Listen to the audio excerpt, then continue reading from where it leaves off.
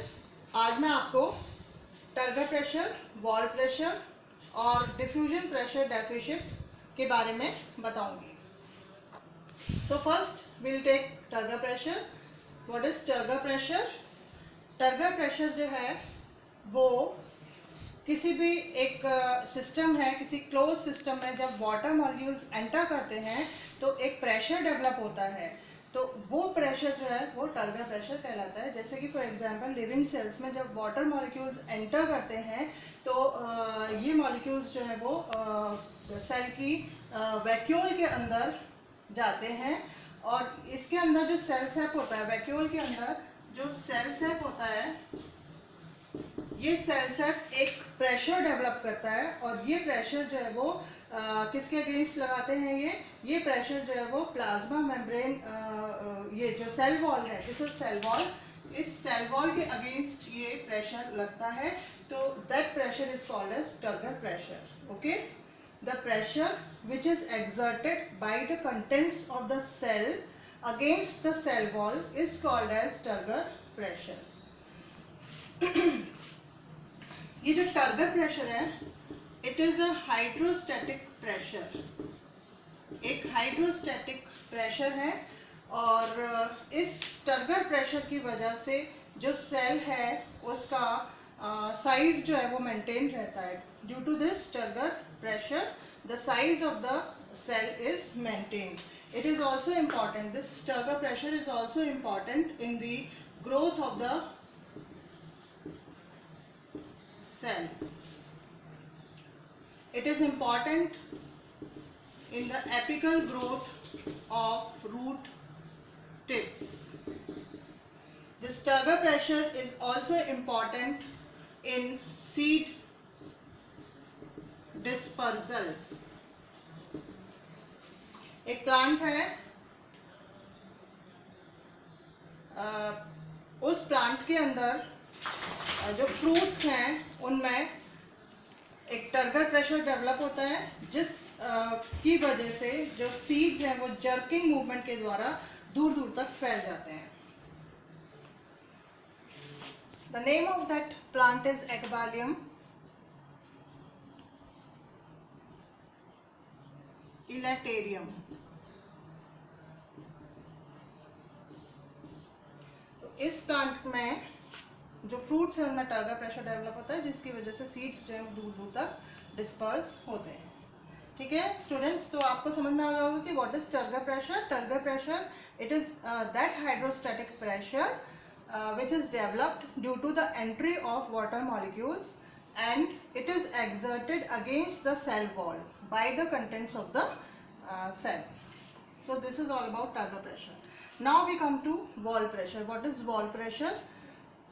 ये जो turgor pressure होता है, उस प्रेशर की वजह से जो सेल वॉल होती है वो साइटोप्लाज्म पर जो प्रेशर डेवलप करती है या जो फोर्स लगाती है, that is called as wall pressure. Okay, so what is wall pressure? Wall pressure is the pressure which is exerted by cell wall against the contents of the cell, against the cytoplasm of the cell, against the cell sap of the cell. ठीक है, and the force which is exerted by the wall pressure, it is equal to the turgor pressure. Okay, तो wall pressure और turgor pressure दोनों equal होते हैं, but their direction is opposite. इनका जो direction है वो अलग अलग होता है। फुली टर्जिड कंडीशन में, जब सेल फुली टर्जिड होती है, उस समय turgor pressure is equals to wall pressure. Okay, तो दोनों में डिफरेंस आप समझ चुके होंगे कि what is turgor pressure and what is wall pressure. Turgor pressure जो सेल कंटेंट्स के द्वारा सेल वॉल पर लगाया जाता है, एंड वॉल प्रेशर जो सेल वॉल के द्वारा सेल कंटेंट्स पर लगाया जाता है।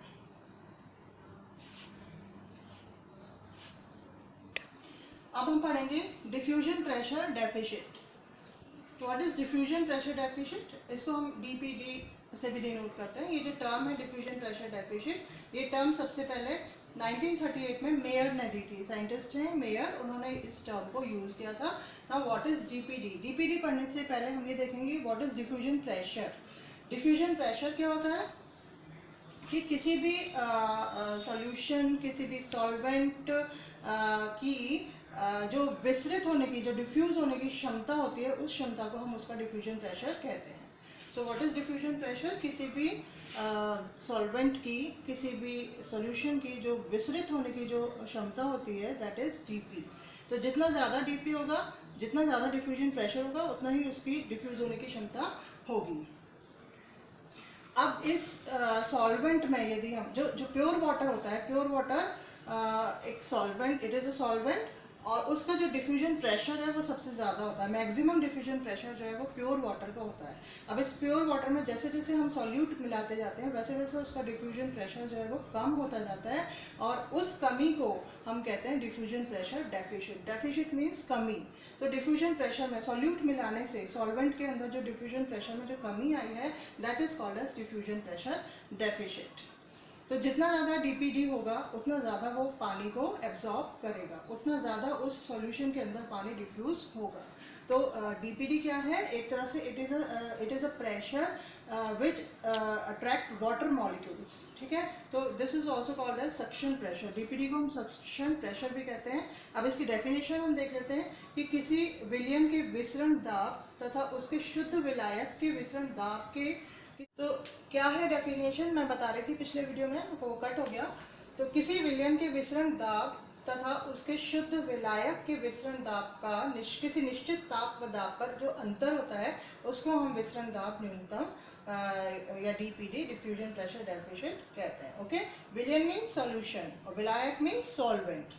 तो किसी भी विलयन के विसरण दाब तथा उसके प्योर सॉल्वेंट के विसरण दाब में जो डिफरेंस होता है किसी निश्चित टेम्परेचर और दाब पर, that difference is called as diffusion pressure deficit. अब हम इसको इस तरह से इक्वेशन फॉर्म में देखें तो डीपीडी इज इक्वल्स टू, किसी भी सिस्टम में यदि दो परासरणी तंत्र हैं, कोई दो ऑस्मोटिक सिस्टम्स हैं, तो उनका osmotic pressure number 1 and osmotic pressure 2 minus R. This R is equals to TP. This R is equals to turgor pressure. तो हम इसको ऐसे भी लिख सकते हैं कि DPD is equals to OP1 minus osmotic pressure 2 minus TP. This TP, या हम इसको ऐसे भी लिख सकते हैं कि osmotic DPD is equals to osmotic pressure minus turgor pressure. जब हमने पहले ही देखा है कि turgor pressure is equals to wall pressure, but the direction is that is opposite. तो हम इस TP की जगह हम वॉल प्रेशर भी लिख सकते हैं। यदि हमारे पास वॉल प्रेशर है तो हम DPD निकाल सकते हैं, यदि TP है तो भी हम DPD निकाल सकते हैं, और यदि हमारे पास ऑस्मोटिक प्रेशर है तो we can find out the DPD. So this is all about DPD.